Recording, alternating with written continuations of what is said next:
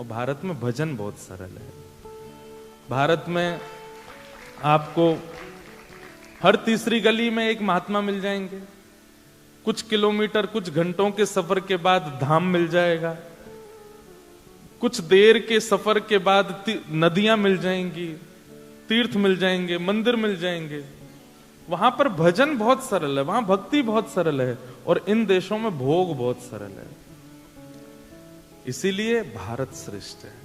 यहाँ की सड़कें साफ होंगी, यहाँ का मौसम अच्छा होगा, यहाँ पर नियम अच्छे होंगे, यहाँ का कल्चर वगैरह, मतलब कल्चर तो नहीं, क्या बोलते हैं उसको, यहाँ का इंफ्रास्ट्रक्चर अच्छा होगा।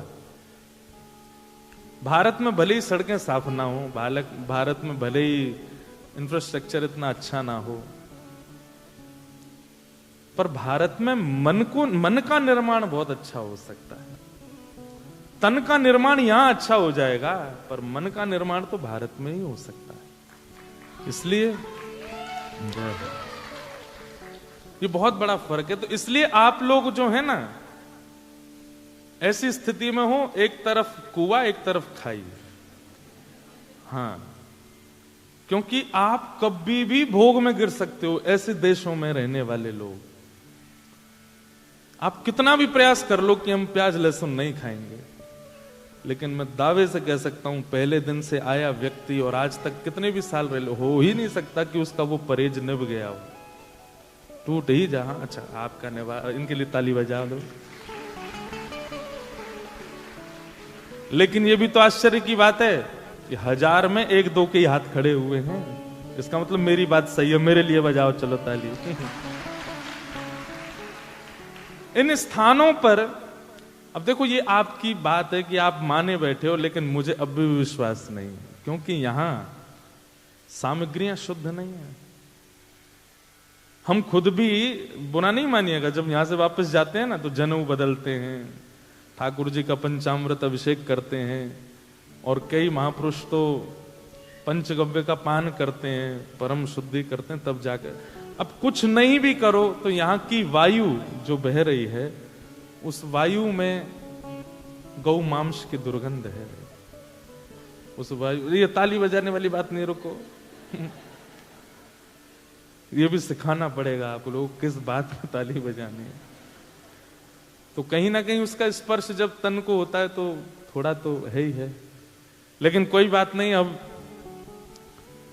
वृंदावन से कोई ना कोई आता रहेगा, और इस भूमि पर रहने वाले हमारे ठाकुर जी के रसिकों को पावन करता रहेगा, पवित्र करता रहेगा। इसलिए आप लोग बिल्कुल चिंतित मत होना। आज थोड़ा विलंब हो गया है, प्रथम दिन है, और ब्रजवासी आवे नियम नहीं तोड़े, तो फिर काय बात को ब्रजवासी। तो ये तो आते ही हमने अपने नियम का पालन किया है।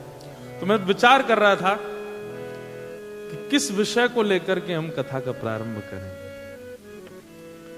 तो मन में एक बहुत सुंदर लीला, एक चरित्र है भागवत में,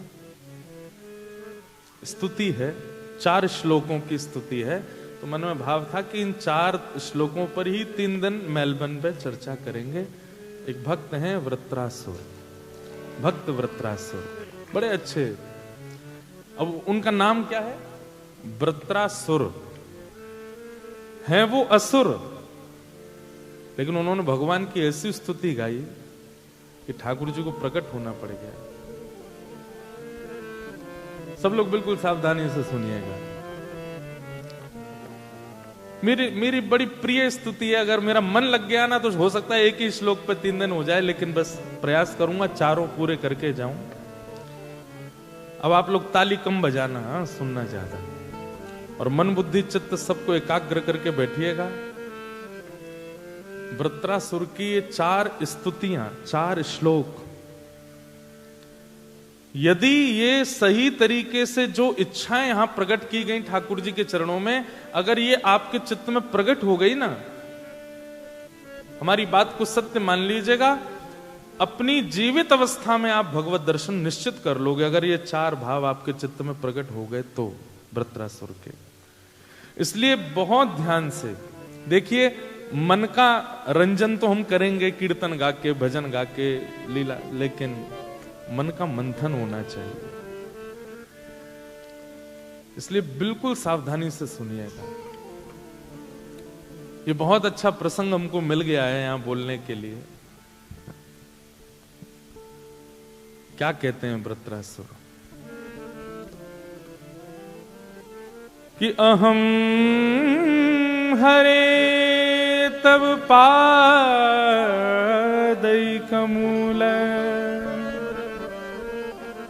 दासानुदासो भवतास्मि भूय मनस्मरेता सुपतेर्गुणांस्ते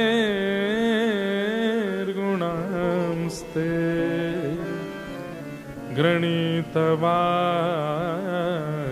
कर्म करोतु काय कि न नाकपृष्ठं न च पारमेष्ठं न सार्वभौमं न रसाधिपत्यं न योगसिद्धिरपुनर्भवं वा समञ्जसत्वा विरहैकाङ्क्ष अजात पक्ष इव मातरं खगा स्तन्यं यथा वत्सतराक्षुधार्था प्रियं प्रियैव व्युषितं विषन्नाः मनोरविन्दाक्षिद्रदीक्षते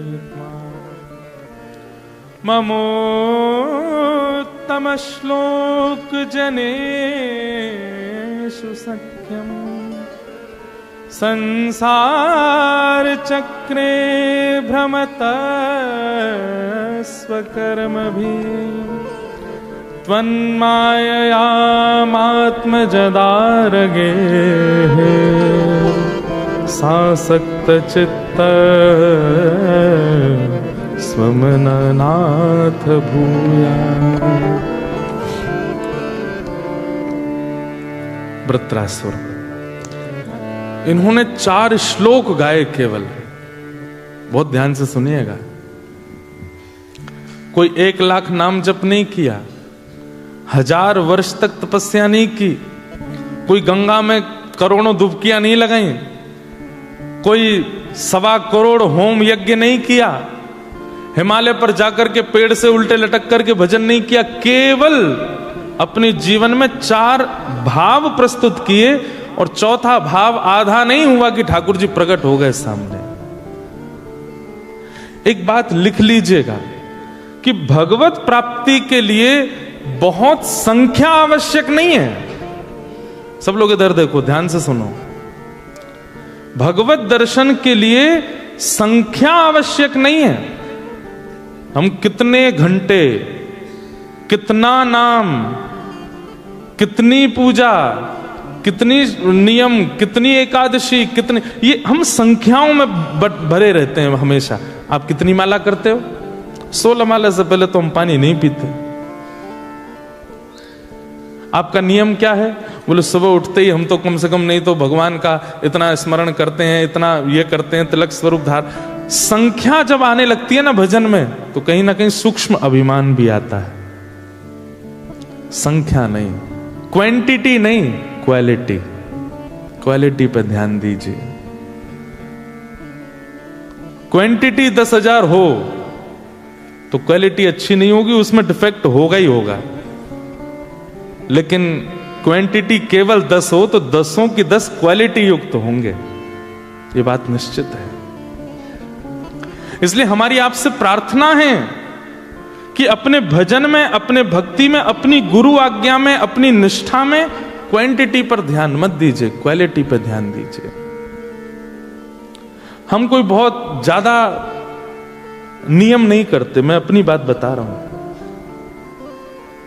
केवल अपने लाल जी की सेवा करते हैं, भाव से करते हैं, प्रेम से करते हैं, थोड़ा बहुत अध्ययन करते हैं, अपने गुरु द्वारा प्रदत्त तिलक धारण करते हैं, नाम जप करते हैं, थोड़ा बस।